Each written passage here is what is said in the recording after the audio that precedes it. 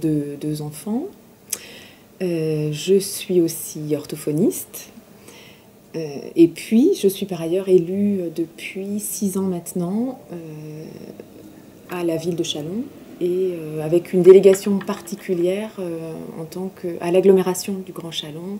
Je suis engagée politiquement depuis 2002, depuis le 22 avril 2002, je tiens à rappeler cette date. En tant que femme, le fait d'avoir à gérer plusieurs activités, plusieurs calendriers, plusieurs casquettes, peut-être que dans l'époque, c'est du militantisme, ça, par rapport aux droits des femmes. Ça reste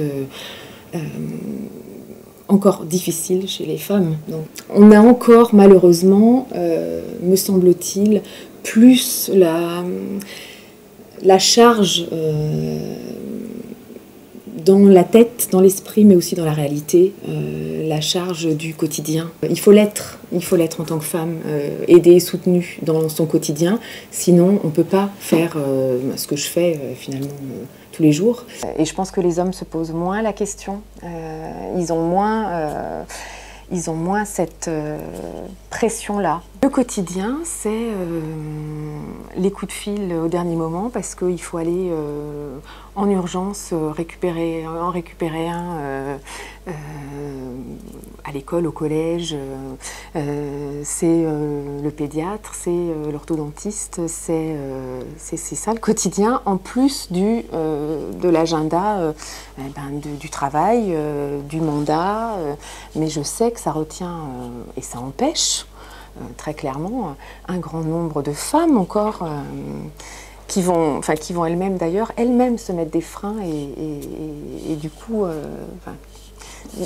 ne pas se permettre effectivement de faire d'autres choses. En tant que militante au sein du Parti socialiste, j'ai commencé en fait mon engagement au départ, la délégation qui m'a été donnée au sein de ce parti, ça a été la délégation aux droits des femmes en fait. Ça a été un choix effectivement de ma part que de prendre en charge cette dimension, cette notion-là.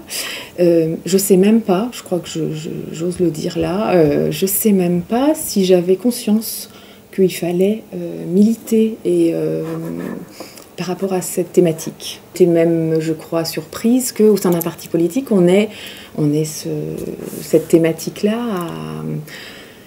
qu'elle existe, cette thématique, et qu'on ait à gérer cette problématique-là. Si j'ose dire, c'est une grande découverte, mais c'est un vrai... Pour moi, maintenant, c'est un vrai engagement. C'est un vrai engagement qui va rester permanent.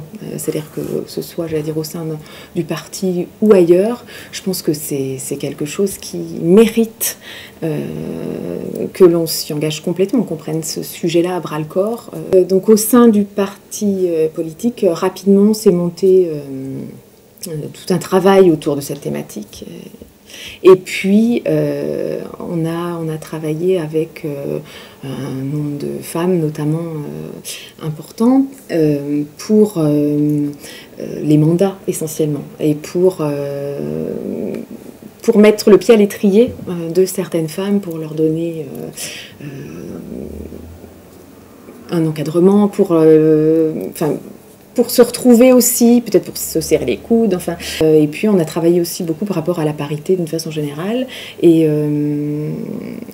localement notamment, et puis on était en lien avec ce qui se faisait au niveau national. On a travaillé aussi au sein du parti auprès des militants pour juste dire en quoi c'était nécessaire, utile, et puis il y a aussi tout un travail de pédagogie à faire, pour rappeler des chiffres, dire où on en est, dire pourquoi c'est nécessaire, toujours et encore. J'ai réalisé vraiment où en était l'histoire au niveau du droit des femmes pour ma mère, pour ma grand-mère. Elle aussi, des choses très concrètes qui se passent. Et donc, il y a eu la signature d'une charte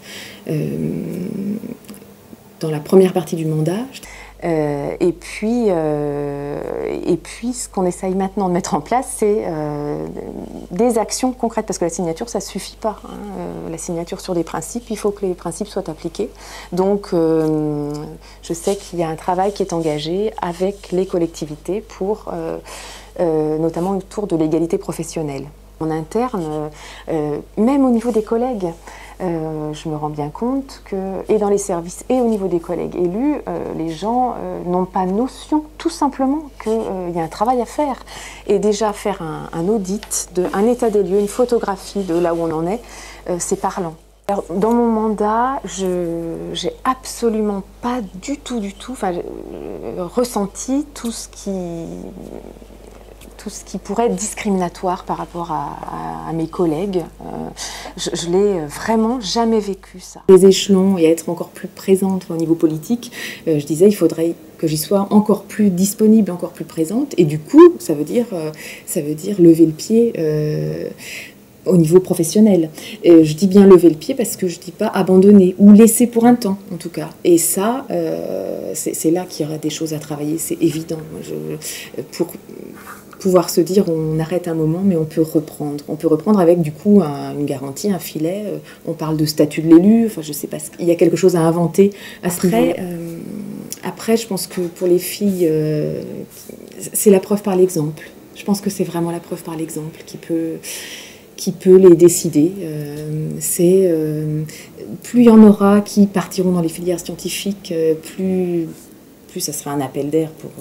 Et du coup, de la même façon, au niveau politique, plus il y aura des exemples, plus il y en aura qui se diront que c'est possible, ou en tout cas pour éviter ces photos, parce que c'est ça que je trouve vraiment difficile, quoi. Ces photos, ces images d'assemblée de cravates. Il faut que les freins ils soient levés très tôt. L'idéal serait qu'on n'en ressente pas de frein, que les jeunes filles n'en ressentent pas. En conclusion, oui, personnellement, finalement, je me dis que quand j'y suis allée, quand je me suis engagée, je ne me suis pas posé la question de savoir si j'étais un homme, une femme, une fille, un garçon. Je ne me suis absolument pas posé cette question-là. J'y suis allée pour m'engager.